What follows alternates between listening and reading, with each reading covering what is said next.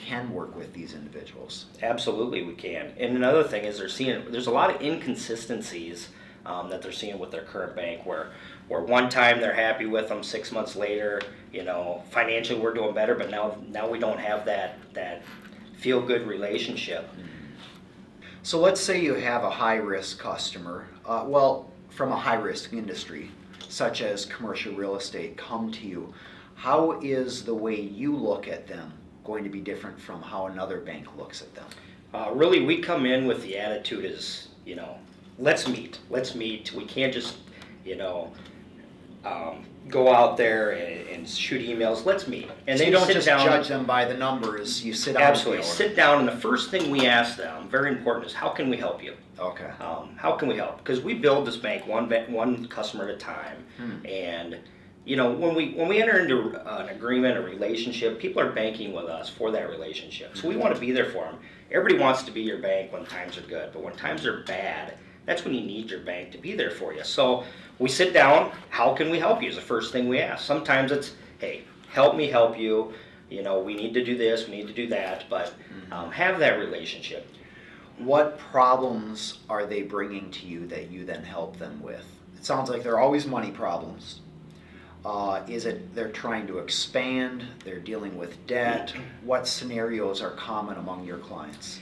I think there's just a lot of, again, inconsistencies that they're seeing with their current bank. A lot of customers, a lot of business owners don't know what banks are thinking, and that's why we try to, in our initial meeting, explain to them, if they're not bankable today, we explain to them, here's what the bank looks at, so you understand as a business owner where you need to be.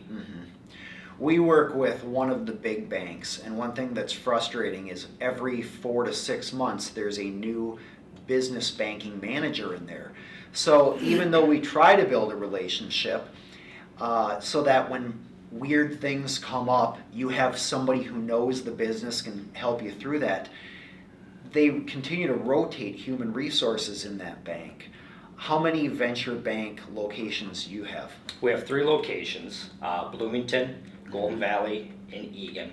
Okay. A lot of our lenders are long-term lenders. I've been with the bank 7 years. Bank's been around 10 years. We have a number of lenders that were original members of that original team.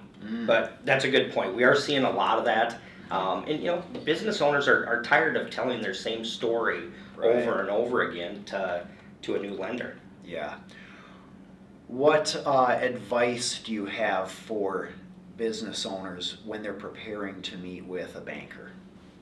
A good solid business plan is very important. Formally written out. Okay.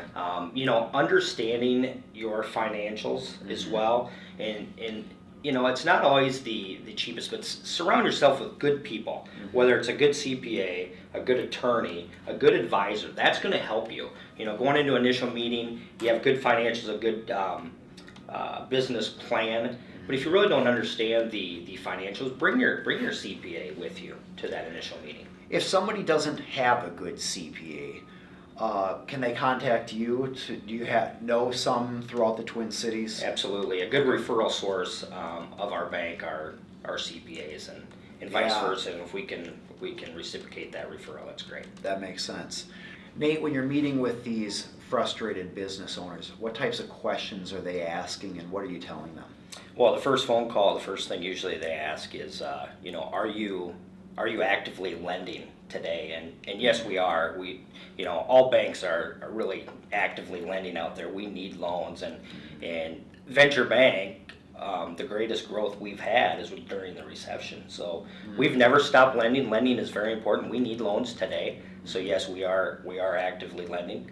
Another one is, what's the process? What's the decision-making authority?